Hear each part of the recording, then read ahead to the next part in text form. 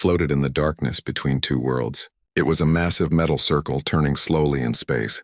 Inside, humans and aliens walked the same halls for the first time in history. They were trying to make peace, trying to stop a war before it started. Kang Dae-ho wiped his hands on his work clothes and looked at the pipe he had just fixed. He was 32 years old with kind eyes and strong hands. Most people on the station did not know his name. He was just another engineer, someone who fixed things when they broke. That was fine with him. He liked the quiet work, the problems he could solve with tools and time. Down in the diplomatic halls, important people were making important decisions. Ambassador Yoon Taeyang spoke for Earth, wearing expensive clothes and a careful smile. He wanted this peace deal to work, but mostly because it would make him famous. Dae-ho had seen the ambassador once from a distance. The man had not looked at him. The aliens were called Velothians. They looked like living crystal, their bodies made of something that caught the light and held it. They changed colors when they felt strong emotions. Their queen had come to the station herself. This was a big deal.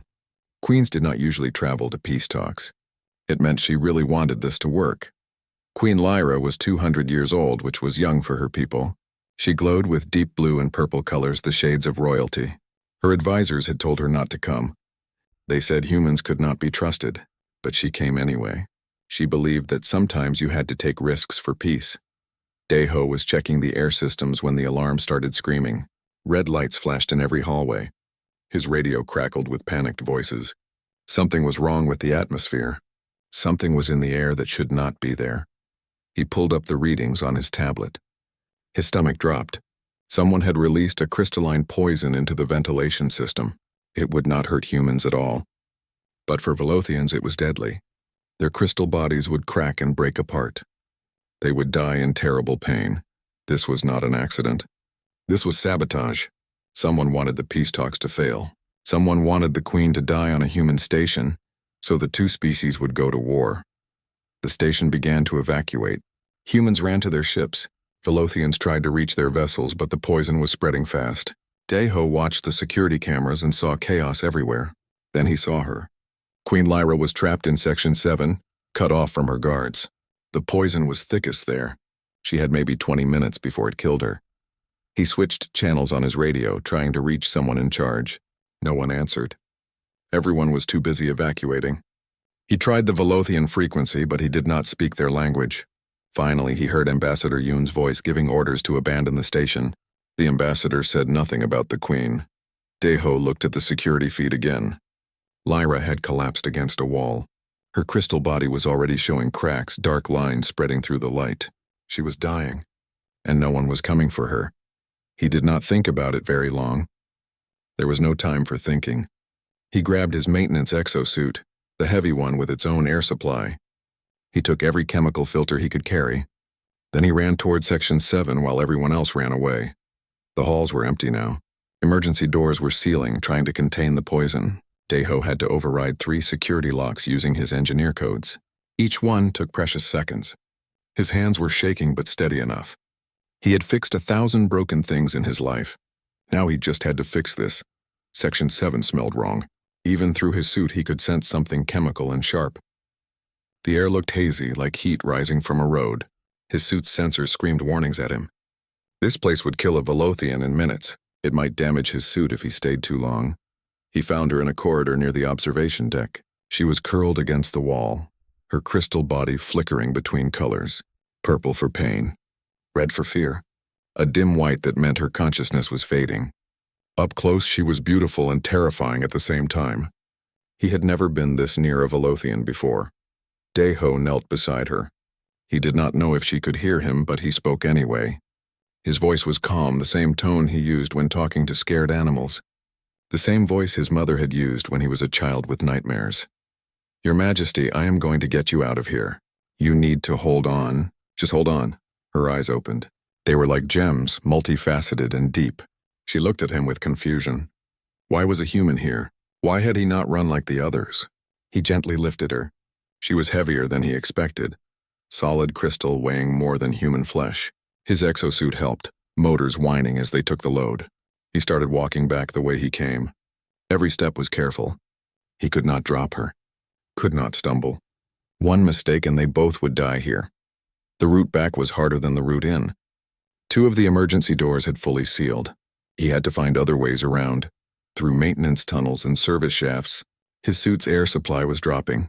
The chemical filters were turning black, overloaded with poison. He kept talking to her, keeping her focused, keeping her awake.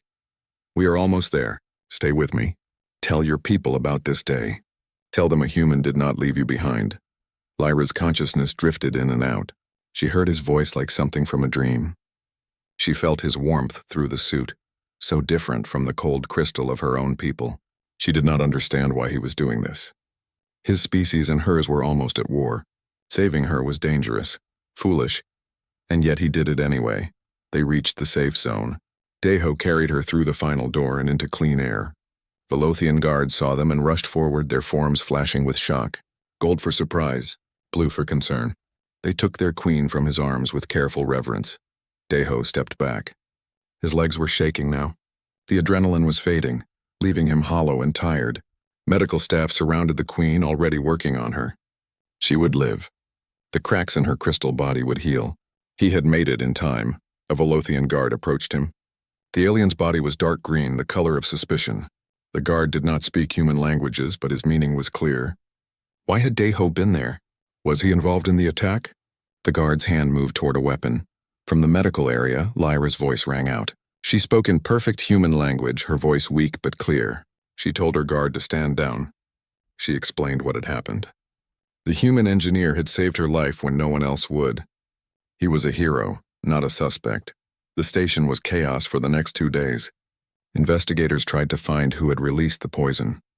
Politicians argued about what it meant. The media from both worlds broadcast endless theories. Ambassador Yoon gave speeches about human Velothian cooperation, not mentioning that he had ordered everyone to evacuate without checking on the queen. Through it all, Deho tried to stay invisible.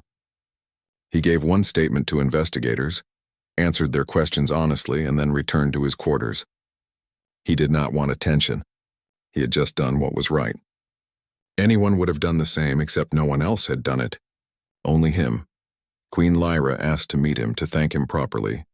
But before that meeting could happen, Deho received new orders. They came through secure military channels, marked urgent and classified.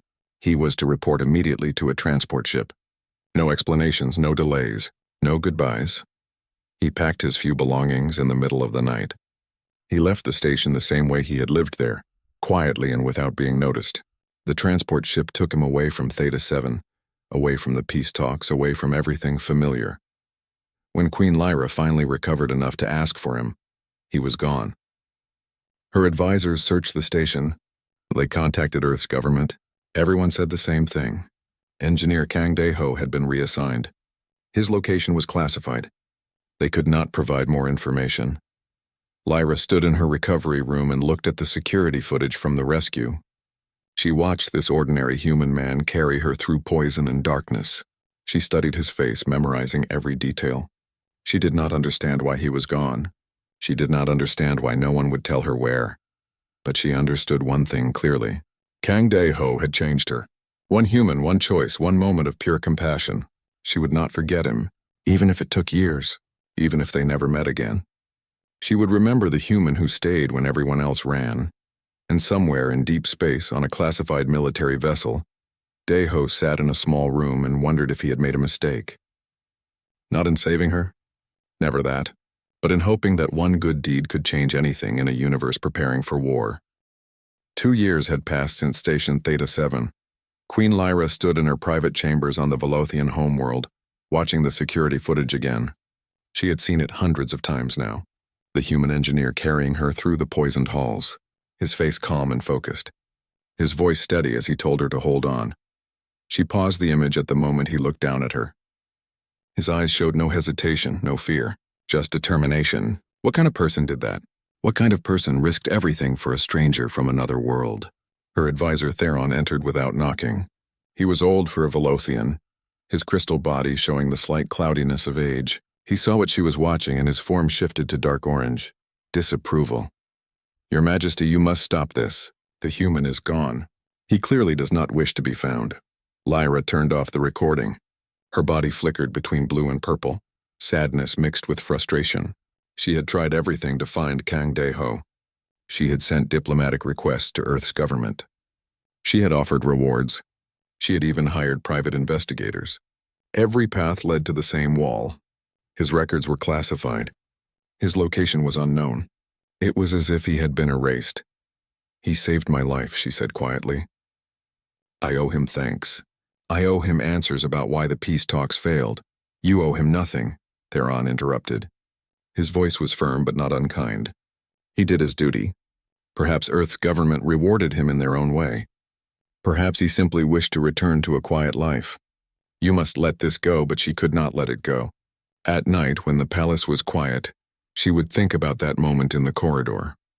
The way he had spoken to her with such gentleness, the way he had not seen an alien queen or a political problem. He had just seen someone who needed help. That was rare. In her 200 years, she had learned that most people saw her crown before they saw her. They calculated and measured their words. They wanted something from her. But Kang Dae-ho had wanted nothing except to save her life. That kind of pure compassion was precious, and she had lost it. Meanwhile, the peace talks had collapsed completely. Both governments blamed each other for the sabotage. Trade agreements were canceled. Border disputes began. Small conflicts that might have been resolved with conversation instead became reasons for military buildup. The two species were drifting toward war, slowly but certainly. Lyra pushed for new negotiations. Her council resisted. They said humans could not be trusted. They reminded her that someone on that station had tried to kill her, and the investigation had found no clear culprit. It could have been humans. It could have been Velothian extremists. No one knew for sure, and that uncertainty poisoned everything. Far away, in a place that did not appear on any public maps, Kang Dae-ho worked in near darkness. The military facility was built inside an asteroid, hidden from sensors and satellites. This was Project Horizon, humanity's most classified program, and Dae-ho was now one of its senior engineers. He stood in the main hangar, looking up at the Endurance. The ship was huge, larger than anything humanity had built before. It bristled with weapons and armor. Every system had been designed with one purpose: to fight Velothian vessels and win. Dae-ho had helped design the shield generators. He knew exactly how they worked, how they would disrupt Velothian energy weapons. He had run the tests himself.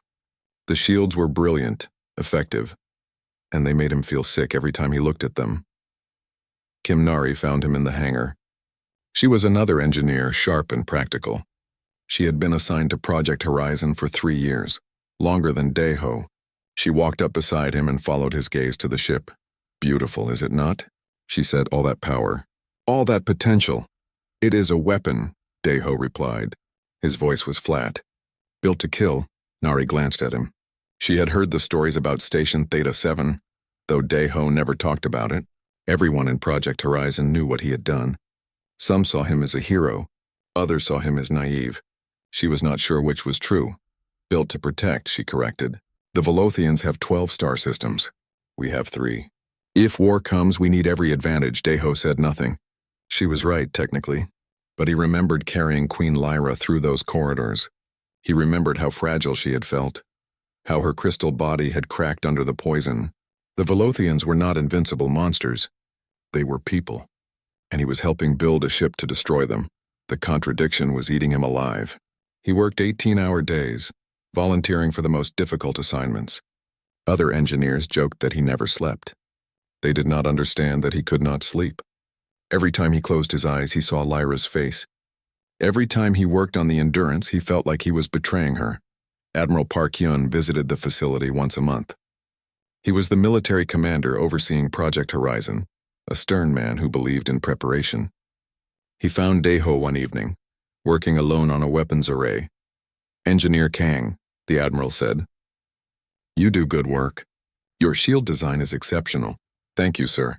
Dae-ho did not look up from his tools. "I know this is difficult for you. After what happened on the station," the admiral's voice softened slightly. "But you understand why we need this, yes? Why we need the Endurance." Dae-ho finally looked at him. His eyes were tired, older than his years. He understood perfectly. After Station Theta 7, both species had learned that someone wanted war. Whether it was radicals, extremists, or something worse, the threat was real. And so both sides prepared. built weapons, trained soldiers, made plans for battles they claimed they did not want. I understand, sir. I will finish the array by next week. 3 years into his assignment, Deho received a message. It came through unofficial channels, routing through a dozen relay points to hide its origin. The message asked if the engineer who saved her still lived or if duty had killed him. It said that the Queen still remembered. He stared at the message for an hour. She had found a way to reach him. Somehow, through all the military security and classification, Lyra had gotten a message through. She was telling him that she had not forgotten, that she still thought about him. He wanted to reply, wanted to tell her he was sorry for disappearing, wanted to explain that he had not chosen this. But he could not. Any response would be traced. It would reveal his location. It could compromise Project Horizon. He deleted the message and tried to forget it. He could not forget it.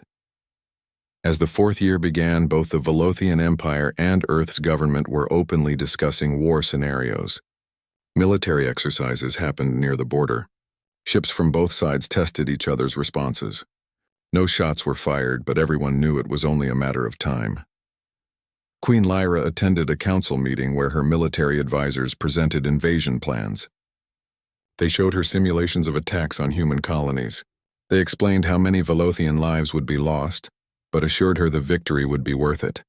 She listened in silence, her crystal form a dull gray, the color of grief. When they finished, she asked one question. If they went to war, could they be certain it was necessary? Could they be certain that diplomacy had truly failed? The advisors exchanged glances. They reminded her of Station Theta 7. They reminded her that humans could not be trusted. She dismissed the council and returned to her chambers. She brought up the security footage again. The human engineer carrying her to safety. She had watched it so many times that she knew every moment by memory, but she watched it again anyway, because it was the only evidence she had that compassion existed in the universe. By the 5th year, the endurance was complete. The ship ran its final tests and passed every benchmark. It was ready for combat, ready to defend humanity against the Velothian threat. Admiral Park congratulated the entire team. There was talk of medals, commendations, promotions. Deho stood with the other engineers and accepted his praise. He smiled at the right times and said the right words. Inside, he felt hollow. He had spent 5 years building a weapon to kill the people whose queen he had saved. 5 years proving that one moment of compassion meant nothing against the weight of politics and fear. That night, alone in his quarters, he looked at himself in the mirror. The man staring back had more scars than he remembered. His hands were the same hands that had carried Lyra to safety. But now they had also built the machines that might kill her people. He did not recognize himself anymore. He had saved her life once. Now he was building her death. The contradiction was unbearable. But he was trapped. Duty held him here. Duty and the knowledge that if he left, someone else would finish his work. At least this way, he could make sure the weapons were defensive. At least this way he could tell himself he was preventing war, not enabling it. It was a lie, and he knew it. But it was the lie he needed to survive. On the Velothian homeworld, Queen Lyra finally stopped watching the security footage. 5 years was long enough to mourn something she had never truly had. She stored the file away and tried to accept that the human engineer was gone. He had saved her life, and that was enough. It had to be enough, but she still kept the file, just in case. Just in case the universe gave her one more chance to tell Kang Deho what his kindness had meant. Just in case he came back. The alarm pulled Deho from a dreamless sleep. He was on his feet before he was fully awake, years of military training taking over. The red lights in his quarters told him this was not a drill. Something real was happening. He reached the Endurance's bridge in 4 minutes. Admiral Park was already there, studying the tactical display with a grim expression. The other officers moved with controlled urgency. No panic, but everyone knew this could be the moment they had trained for. A Velothian diplomatic shuttle has suffered a critical malfunction in our space, Admiral Park said without looking away from the display. They are broadcasting a distress signal on all frequencies. Life support is failing. They have approximately 2 hours before their crew dies. Deho moved closer to see the data. His engineering mind automatically analyzed the problem. The shuttle's power systems had cascade failed. Without power, they had no way to regulate their internal environment. For crystalline Velothians, that meant their bodies would slowly lose cohesion. They would effectively dissolve. Can we reach them in time? Deho asked. We can reach them, the Admiral replied. But whether we should is the question. This could be a trap. This could be the incident that starts the war. Or it could be exactly what it looks like, Deho said quietly. An accident. People who need help. The Admiral finally turned to look at him. Admiral Park Hyun was not a cruel man, just a careful one. 5 years of working together had taught Deho that the Admiral genuinely wanted to avoid war, but he also would not risk humanity's safety on hope alone. The Velothian battle fleet is moving toward the border. The tactical officer reported. They will be in weapons range within the hour. Of course they are, the Admiral muttered. If their people die on our watch, they will say we let it happen. If we rescue them, they will say we took hostages. Either way, we lose. Deho understood the political calculation, but he also knew something the Admiral did not. He knew what it felt like to carry a dying Velothian to safety. He knew that beneath the crystal exterior and the alien appearance, they were people. Just people. Sir, I request permission to lead the rescue operation. The bridge went quiet. Everyone knew Deho's history with Velothians. Everyone knew about Station Theta 7. The Admiral studied him for a long moment. You know their physiology better than anyone else on this ship, the Admiral said finally. And if this goes wrong, at least we will have tried to save them. Prepare a rescue team. You have 90 minutes. Deho did not waste time. He assembled a team of engineers and medical staff who had trained for alien rescue operations. Kim Nari volunteered immediately despite her earlier cynicism. Say what you will about the Velothians, she said, but letting people die when we can save them is not who we are. The Endurance moved toward the crippled shuttle. Long-range sensors showed it tumbling slowly, its lights flickering.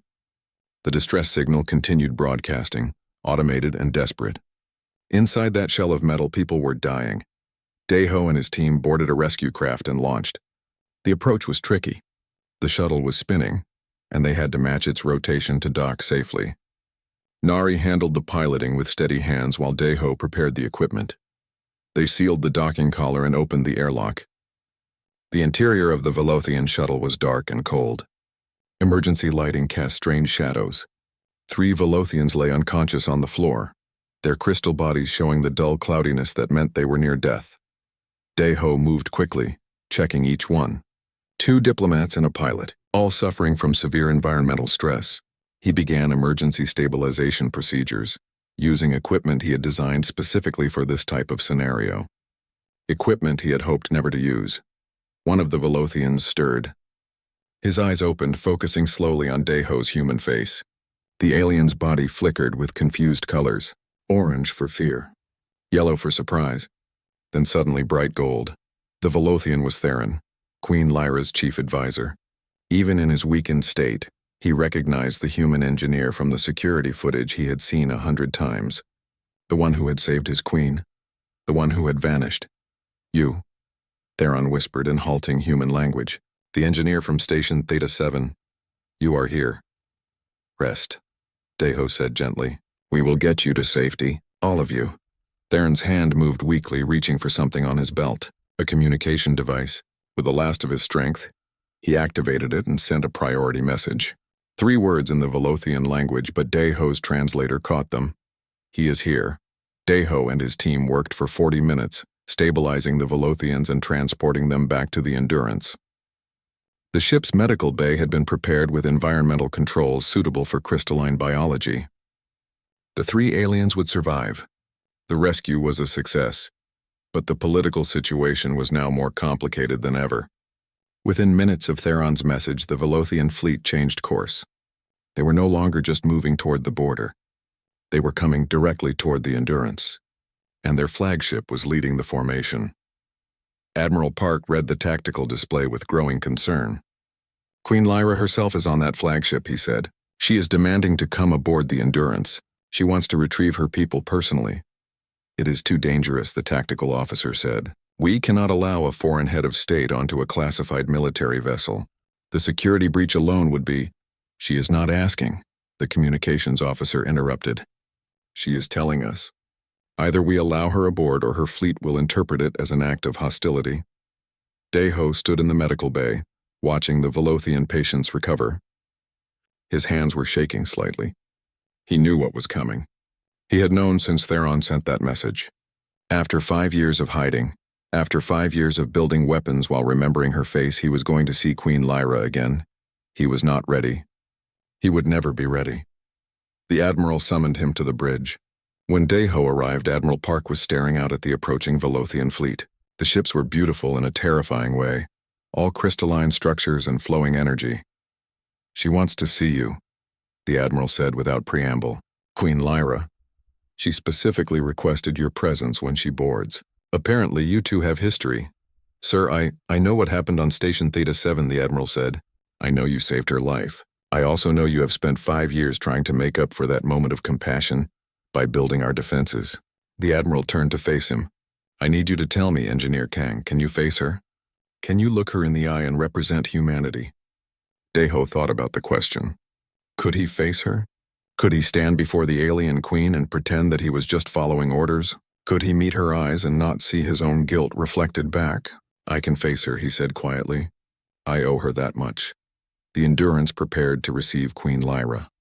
Security teams positioned themselves throughout the diplomatic bay. Weapons were ready but not visible. Every camera was recording. Every sensor was active. This moment would be analyzed by governments and militaries for years to come. The Queen's personal craft docked without incident. The airlock opened. Lyra entered first, flanked by guards whose crystal bodies gleamed with defensive patterns.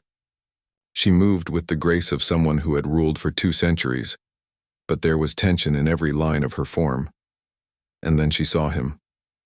Kang Deho, standing at attention among the human officers, older now, scarred, his eyes carrying a weight they had not held 5 years ago. But unmistakably him, the engineer who had saved her, the man who had vanished. Lyra's crystal body blazed through a dozen colors in the space of a heartbeat: gold for joy, red for anger, purple for grief, blue for confusion. Every emotion she had suppressed for 5 years flooded through her at once. For a moment that lasted forever, they simply looked at each other. 2 people who had shared a moment of absolute trust and then lost it to the weight of politics and war. 2 people who had tried to forget and failed, and in that moment everyone on both sides understood that whatever happened next, it would not be simple, it would not be political, it would be personal. The meeting room was designed for diplomatic talks, but it felt more like a cage. Human security officers lined one wall. Velothian guards stood along the other. In the center, a table divided the space, and on either side sat 2 people who had once saved each other's lives. Queen Lyra sat perfectly still, her crystal body a rigid purple, the color of controlled anger. Across from her, Kang Deho sat with military posture, his face carefully neutral. Between them lay 5 years of silence and questions that neither wanted to ask in front of witnesses. Admiral Park stood near the door, watching. This was Deho's meeting to handle, but the Admiral would intervene if things went wrong. If the Queen said the wrong thing, if Deho revealed classified information, if this fragile moment shattered into war, Your Majesty, Deho began, his voice formal. "I am glad your people survived. The rescue was successful." Lyra's form flashed red, anger breaking through control. "Do not speak to me as if we are strangers," she said. Her voice was quiet but sharp as broken glass. 5 years ago, you saved my life. Then you disappeared without explanation, without goodbye, without even a message to tell me you were alive. I was reassigned to classified work, Deho said. The words sounded hollow even to him. I could not maintain contact with anyone from Station Theta 7. It was not my choice. Not your choice, Lyra repeated. She leaned forward slightly. I searched for you. I sent diplomatic requests. I offered rewards. Your government told me you were unavailable. They would not even confirm if you were alive. Do you understand what that was like? To owe someone your life and not even be able to thank them? Deho's carefully neutral expression cracked slightly. I am sorry, he said, and this time the words came from somewhere real. I did not want to leave. But I had no choice. We always have choices, Lyra said. Her body shifted from purple to gold, a gentler color but still bright with emotion. You chose to save me. You chose to carry me through poison when no one else would. That was a choice. And then you chose to vanish. I need to understand why. The room was silent except for the hum of the ship's systems. Deho felt every eye on him, Admiral Park's gaze especially warning him to be careful, to remember security protocols, to not reveal anything that could compromise humanity's defense. But looking at Lyra, seeing the genuine pain in her crystalline features, Deho made another choice. He chose truth over safety, because after I saved you, he said slowly, both our governments decided I was too valuable to waste. I was recruited into a military program, a classified project. For 5 years I have been building weapons designed to fight your people. The Velothian guards tensed. The human officers moved their hands closer to weapons. Admiral Park stepped forward, ready to stop this before it became a crisis. But Lyra raised one crystal hand, stopping everyone. Go on, she said to Deho. I work on this ship, the Endurance. It was built to counter Velothian technology, to fight a war that everyone says is coming. Every day I design systems that could kill your people. Every night I see your face and wonder how I became this person. He looked down at his hands. The same hands that had carried her to safety now built machines of war. I saved you because it was right, and then I spent 5 years betraying that choice. I do not know which version of me is real anymore. Lyra was silent for a long moment. Her body cycled through colors, blue for sadness, purple for understanding, finally a soft white that meant deep thought. You think you are alone in this contradiction, she said finally. You are not. After Station Theta 7, my military advisors presented me with plans to counter human expansion. They showed me weapons they had developed in secret, ships designed to destroy yours. They have been preparing for war just as you have. Now it was Deho's turn to be shocked. The Admiral stepped forward, his face grim. What are you saying, Your Majesty? I am saying that we are both trapped in the same cycle, Lyra replied, looking at the Admiral now. You build weapons because you fear us. We build weapons because we fear you. And every weapon makes the other side more afraid, so they build more weapons.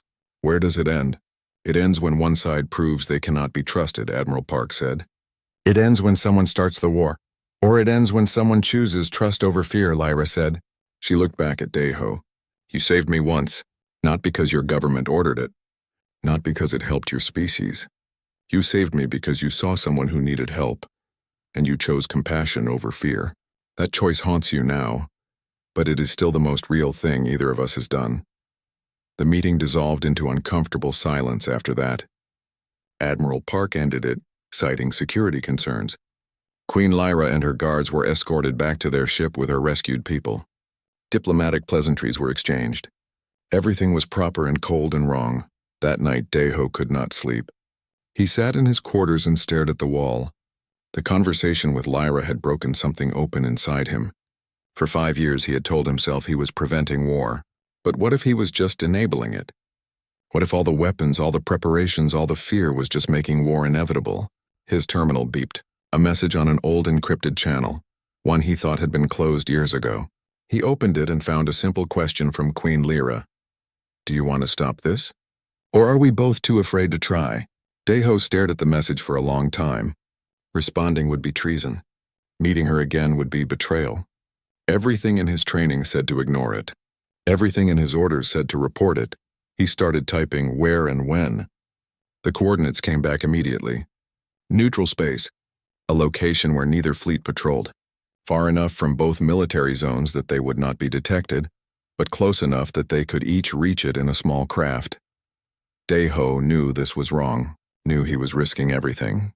His career, his freedom, possibly his life.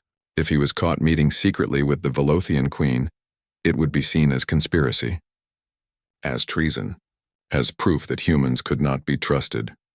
But Lyra was right. They were both trapped in a cycle of fear and preparation. Someone had to break it. Someone had to choose trust over fear. 5 years ago, he had saved her life because it was right. Now maybe he could save both their species the same way. He confirmed the meeting. Then he began planning how to slip away from the Endurance without being detected. It would be difficult. Kimnari would notice. The Admiral would have questions. But Deho had spent 5 years maintaining this ship.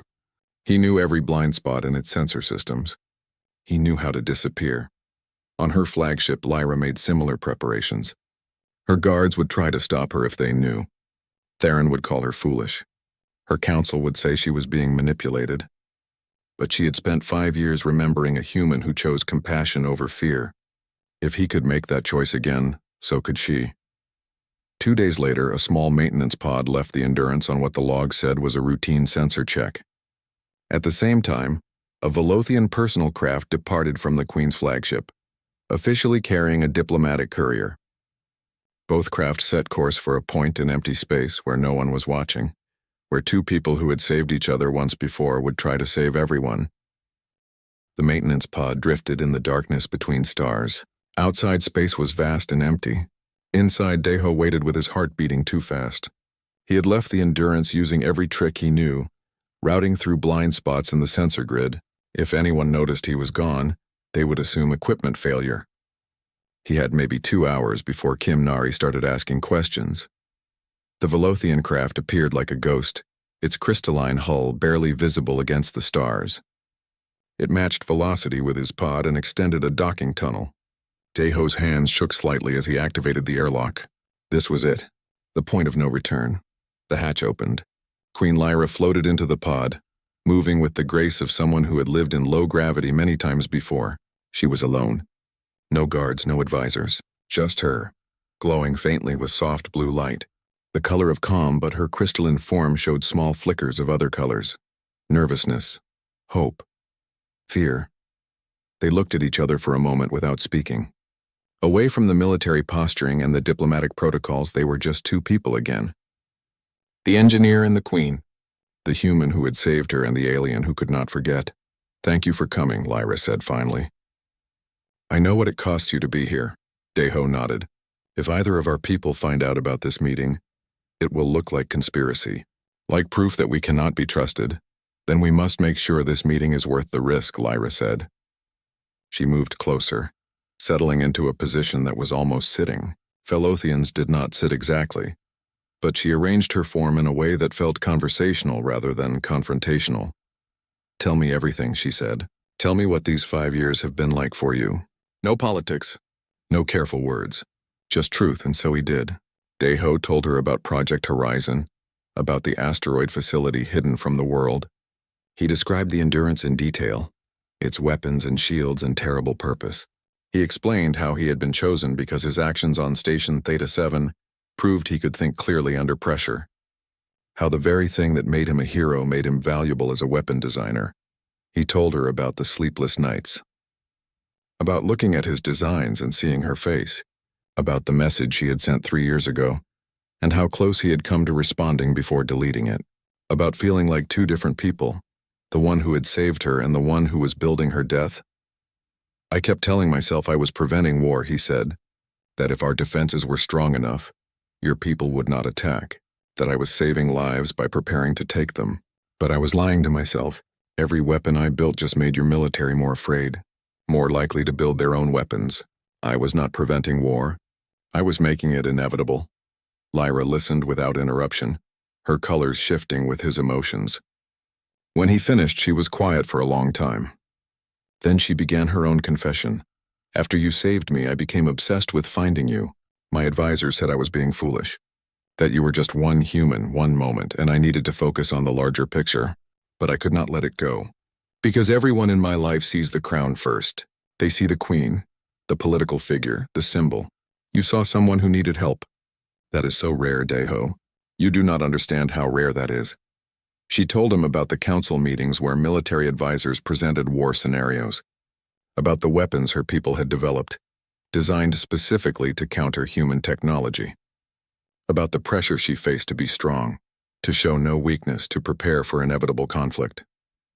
"I pushed for peace talks, for diplomatic solutions, but every time I suggested trusting humans, my council reminded me of Station Theta 7.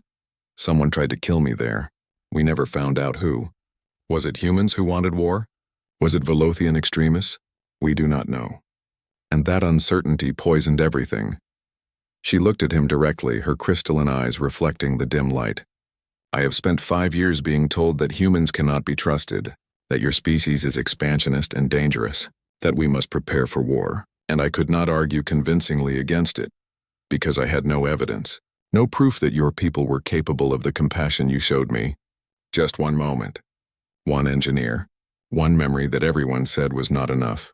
Deho felt something break open in his chest. The weight of 5 years, the guilt and confusion suddenly had a mirror. She had been carrying the same burden, fighting the same battle between what she knew was right and what everyone told her was necessary. "We are the same," he said quietly. "Both of us trapped between duty and compassion. Both of us building weapons while remembering a moment of peace." Lyra shifted to soft gold, a color of warmth and connection. "Yes, exactly that. And I believe that if we are both feeling this way, we are not alone. There must be others on both sides who do not want this war, who see the madness in building weapons to prevent the war that the weapons themselves make inevitable. But how do we stop it?" Deho asked. "We are just two people. You are a queen, yes, but you said yourself that your council pushes for war. I am just an engineer. No one listens to us." "Then we must make them listen," Lyra said. Her form brightened with determination. "The problem is fear. Both our peoples are afraid because they do not understand each other. They see military buildups and assume aggression. They hide weapons and create suspicion. What if we change that?" She explained her idea. Complete transparency. Both sides revealing their military preparations simultaneously, showing that they had been equally afraid, equally defensive, equally convinced that war was coming. Deho stared at her. The idea was insane. Every military doctrine said you never revealed your capabilities to a potential enemy. Secrecy was the foundation of strategic defense. But she was right. Secrecy was also the foundation of fear. "No one will agree to it," he said. "My admiral would call it suicide. Your council would call it betrayal. Then we must convince them," Lyra replied. "You have credibility with your military. You saved me, then spent 5 years building their defenses. They trust you. I have the authority of a queen. If we both push for this, if we both make the argument together, we might have a chance, and if we fail? If they say no? Or worse, if they say yes and it backfires? If showing our weapons just makes the other side more likely to attack?" Lyra's form flickered between colors, processing the risk. Then she settled on bright gold. Determination. "If we fail, we will have tried. If we do nothing, Deho, war is certain. Every day brings us closer. The military buildup on both sides cannot continue forever. Eventually, someone will miscalculate. Someone will fire a shot. And then millions will die because we were too afraid to trust each other." She was right. He knew she was right. The path they were on led only to war. This strange idea, this impossible plan of mutual transparency, was the only alternative he could see. It was crazy. It was dangerous. It broke every rule of military strategy. But 5 years ago, he had broken the rules too. He had gone into a poisoned section to save one alien life. Everyone said that was crazy too. And it had worked. "I will try," he said. "I will talk to Admiral Park. I will make the case. But I cannot promise he will listen." "I will do the same with my council," Lyra said. "And I have more confidence than you think. Because I know something my advisors do not. I know that the human who saved my life did it because it was right, not because it was strategic. And I believe that quality exists in your species. In mine, too. We just have to find it again." They talked for another hour, planning how to approach their respective leaders, how to frame the proposal, what arguments might work. It felt surreal, this collaboration between engineer and queen, human and alien, planning to break every military protocol in the name of peace. Finally, their time ran out. They both had to return before their absences were noticed. Lyra prepared to leave, moving back toward her craft. But she paused at the airlock. "Deho," she said quietly, "regardless of what happens, I want you to know something. 5 years ago, you showed me that compassion can exist even in the worst circumstances, that someone can choose to help even when it costs them everything. I never forgot that, and I never will." He felt something in his chest loosen, a knot of guilt that had been there for years. "Thank you," he said, "for not giving up on the idea that people can be better than their fears." She left. Her craft undocked and vanished into the darkness. Deho sat alone in his pod for a moment, processing everything. Then he began the journey back to the Endurance, already planning how to convince Admiral Park that the craziest idea in military history was their only hope for peace. Admiral Park listened in silence as Deho explained the proposal. They were in the Admiral's private office, a small room with walls covered in tactical displays. Outside, the Endurance hummed with its usual activity. Inside, one engineer was trying to convince a military commander to throw away every strategic advantage they had. You want us to show the Velothians everything, the Admiral said finally. Every weapon, every capability, every secret we have built over 5 years. Yes, sir. And in return, they will show us theirs. The Admiral stood and walked to the window, looking out at the stars. Deho waited. He had presented his case as clearly as he could. Now it was up to Admiral Park to decide if one engineer's desperate plan was worth considering. Do you know what the politicians will say? The Admiral asked. They will say I am giving away secrets to the enemy. They will call it treason. They might court-martial me. Yes, sir. And they might court-martial me too. But the alternative is war. A war that neither side really wants, but both sides are preparing for because they are afraid. Admiral Park turned to face him. You met with her, did you not? Queen Lyra. That is where this idea came from. Deho's heart skipped. He had not mentioned the secret meeting, had not wanted to compromise himself further. But the Admiral was not stupid. I did, sir. I know that was unauthorized. But I needed to understand if this was possible. If she would support it. The Admiral was quiet for a long moment. Then surprisingly he smiled. It was not a happy smile, but there was something like respect in it. You saved her life 5 years ago. You built weapons for 5 years after, and now you are trying to save both species. You are either the most dedicated peacemaker I have ever met or completely insane. Maybe both, sir. The Admiral sat back down. Here is the problem, Kang. Even if I agree, even if I take this to Earth's government, they will never approve it unless they are desperate. Right now, they think we are winning the arms race. They think our preparations are ahead of the Velothians. Why would they reveal everything when they believe they have the advantage? Because they do not have the advantage, Deho said. Queen Lyra told me about Velothian military development. They have been building weapons just as advanced as ours, probably more advanced in some areas. Both sides think they are ahead. Both sides are wrong. If the government understood that, maybe they would see the sense in transparency. Admiral Park considered this. Then he made a decision. I will give you 48 hours. If Queen Lyra can get her council to approve this plan, if she can show real commitment from the Velothian side, then I will take it to Earth's government. But you need proof, Kang, not just promises. Proof that they are serious. How do I get that proof, sir? I will arrange a meeting. Official this time. Between you and Velothian representatives. We will call it a technical consultation about the rescue operation. It will give you cover to negotiate. The meeting happened 2 days later at a neutral station. Deho sat across from Theron and 2 other Velothian advisors. Admiral Park was present, as was Queen Lyra on a secure video link. Everything was official and recorded, but everyone in the room understood what was really being discussed. My queen has consulted with our council, Theron said stiffly. He was not happy about this plan. That much was obvious from his dark orange color. But he was presenting it anyway. They are willing to consider a transparency exchange, but only if certain conditions are met. Admiral Park nodded. Name your conditions. The exchange must be simultaneous. Neither side reveals anything until both sides agree to reveal everything. It must happen at a neutral location, observed by third parties, and there must be verification protocols to ensure neither side is hiding anything. Those are reasonable terms, the Admiral said. We can agree to that. There is one more condition, Queen Lyra said from the video screen. Her image was clear, her crystalline form glowing with serious purple. If this exchange happens, it must be done in the spirit of genuine transparency. Not as a military exercise, but as an act of trust. Both sides must commit to follow-up negotiations. To using this information to reduce tensions, not to plan better attacks. Admiral Park glanced at Deho, then back at the screen. Your Majesty, I cannot make that commitment on behalf of my government, but I believe I can convince them that this is our best path forward. This engineer here, he believes that fear is driving us to war.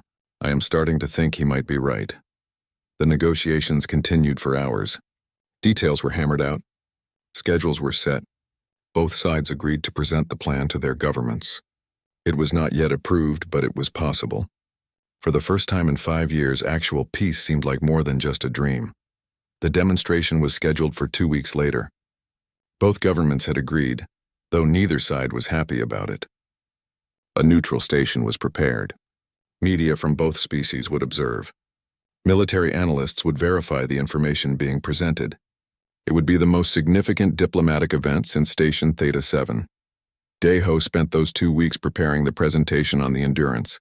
He worked with other engineers to create technical documentation that was detailed but not overwhelming. They prepared demonstrations of the weapon systems, set up display models, rehearsed explanations. Kim Nari found him working late one night. She sat down beside him, looking at the presentation materials. "This is really happening," she said. "We are actually going to show them everything." "Yes, unless someone stops it." "Do you think it will work? Do you think seeing our weapons will make them less afraid?" Daeho considered the question. "I think both sides will realize they have been equally afraid, equally prepared, and maybe that will help them see that we are not so different, that we both just want to survive." The day of the demonstration arrived. The Endurance traveled to the neutral station, accompanied by an escort fleet. Velothian warships were already there, including Queen Lyra's flagship. The station's main hangar had been converted into an exhibition space. The presentations began simultaneously. On one side of the hangar, human engineers showed off the Endurance's capabilities. On the other, Velothian technicians demonstrated their own weapons. Both audiences watched with grim faces, seeing for the first time exactly what they had been preparing to fight against. Daeho explained the shield generators he had designed, described how they worked, answered technical questions from Velothian observers. It felt surreal, giving away secrets to potential enemies. But he watched their faces and saw not triumph or plotting. He saw understanding, recognition that humans had built these weapons defensively, out of fear. Queen Lyra moved through the human exhibits, studying everything carefully. She stopped at Daeho's shield display, reading the technical specifications. Her body shifted to thoughtful white. "We built similar systems," she said quietly. "Different design, same purpose. To protect against your weapons. Yes, Your Majesty. We have been building mirror images of each other, each preparing for an attack that neither of us actually wanted to launch." The demonstration was reaching its conclusion. Both sides had shown their capabilities. The data was being compiled. Diplomats were beginning to discuss what this meant for future negotiations. And then the alarm started. Security detected a weapon discharge in the station's lower levels. Multiple suspects, both human and Velothian extremists working together. They had infiltrated the station during the preparations, planning to assassinate both Daeho and Queen Lyra, to make it look like betrayal from the other side. To start the war they wanted, but because of the transparency, because both security forces had been sharing information for weeks, the plot was detected. Human and Velothian guards worked together, coordinating through the protocols Daeho had helped establish. They stopped the attack, arrested the conspirators, saved the demonstration. In the chaos, Daeho found himself standing beside Queen Lyra, both of them surrounded by guards from both species.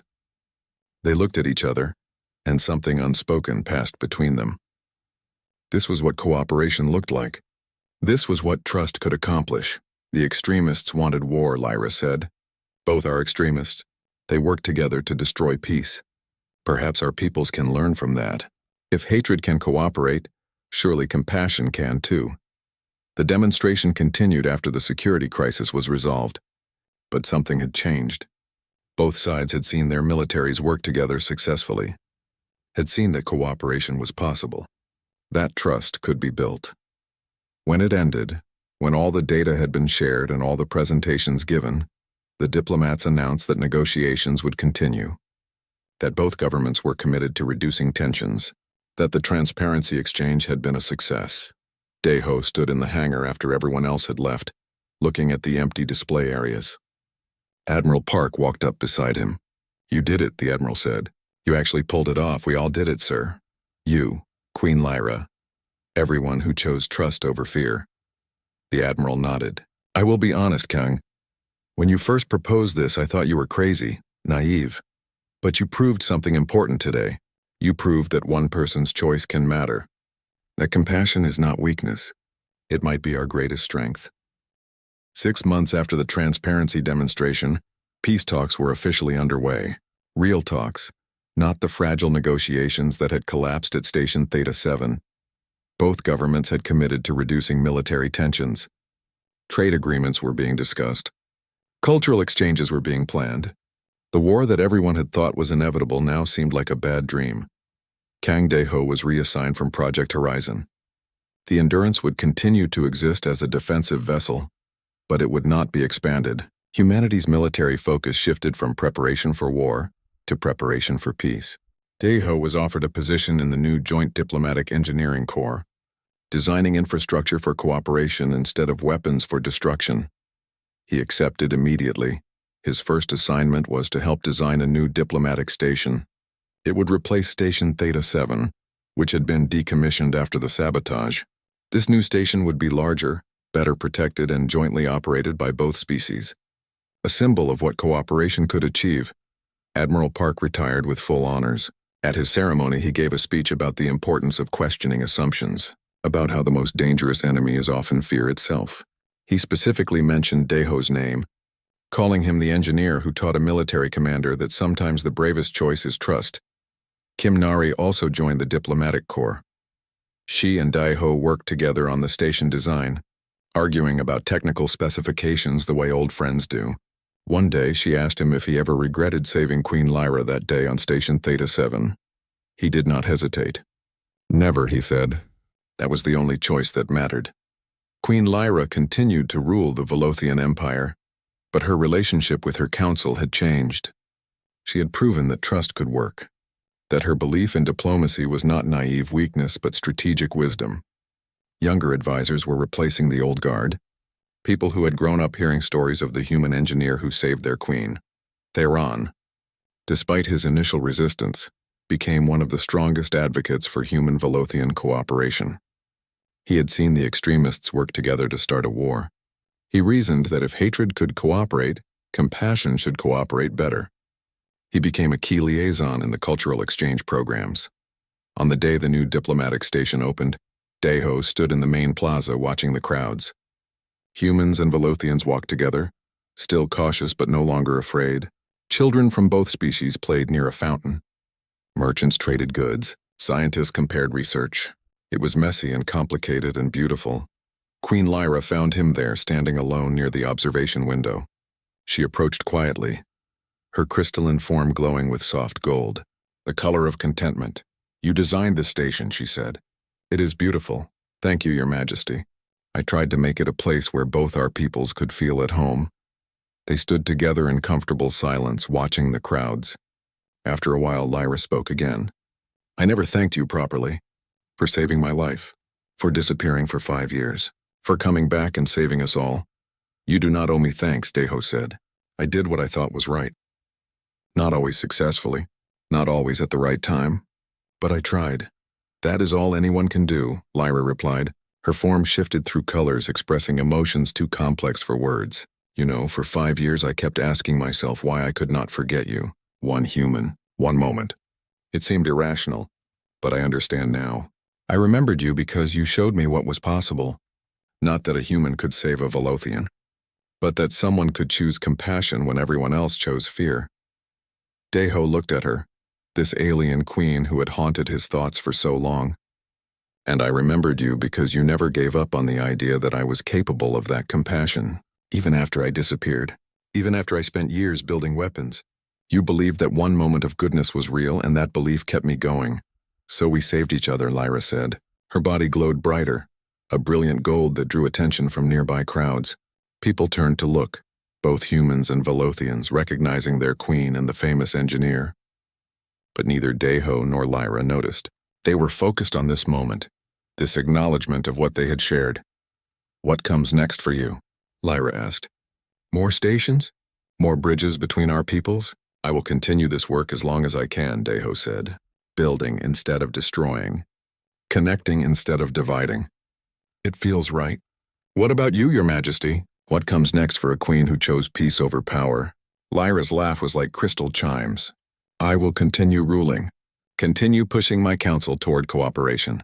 Continue reminding my people that the universe is bigger than our fears." She paused, then added more quietly, "And I will remember that one human engineer proved that compassion is not weakness, that trust is not naive, that choosing to save someone, even when it costs everything, can change the future." They said their goodbyes formally, as protocol required. But there was warmth in it, understanding. They would see each other often now, working together on diplomatic projects. But this moment was special. This was closure on a story that had begun 5 years ago in poison and darkness. As Lyra left, Daeho returned to watching the crowds.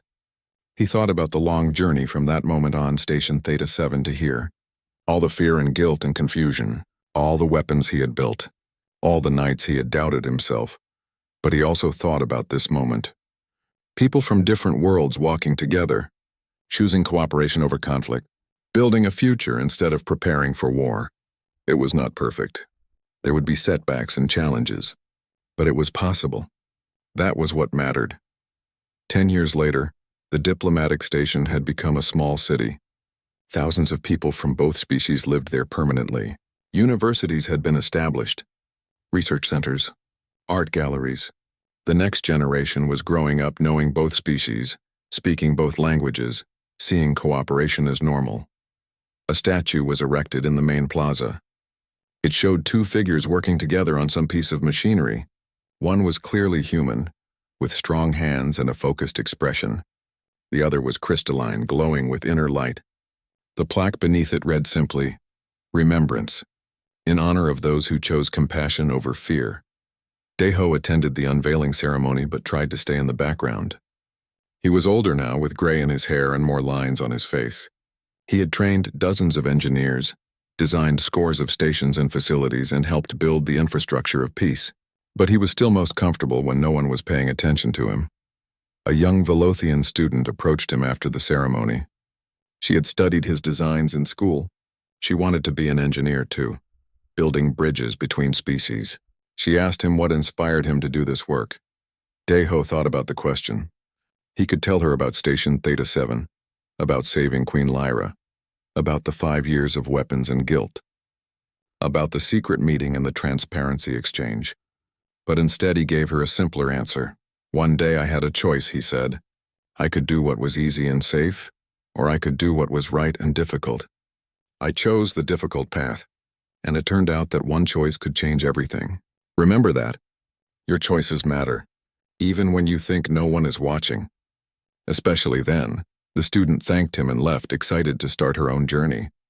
Daeho watched her go, seeing in her the future both species were building together. That evening he received a message from Queen Lyra. She was preparing to step down from her throne after 3 centuries of rule. She wanted him to know that her final act would be to establish a memorial, not to warriors or politicians, but to the ordinary people who made extraordinary choices, engineers and medics and teachers and farmers who chose cooperation over fear. She wrote that she had spent 3 centuries ruling, but the thing she was most proud of was remembering one human engineer when everyone else told her to forget. That faith in individual goodness had shaped everything that came after. Daeho wrote back thanking her for never giving up on that faith, for remembering him when he had almost forgotten himself, for showing him that one moment of compassion was not a mistake, but the most important thing he had ever done. He ended his message with a simple truth. The human who disappeared after saving you came back because you never stopped believing he would. The alien queen who remembered him saved him right back. Together they proved that the universe does not need perfect heroes. It just needs ordinary people who refuse to give up on each other. And in his quarters on the diplomatic station, surrounded by plans for the next generation of cooperative facilities, Kang Daeho finally felt at peace. The contradiction that had haunted him for so long was resolved. He was not the man who saved a queen or the man who built weapons. He was both. He was human, and that was enough. The universe remembered, and in remembering it chose a better path forward.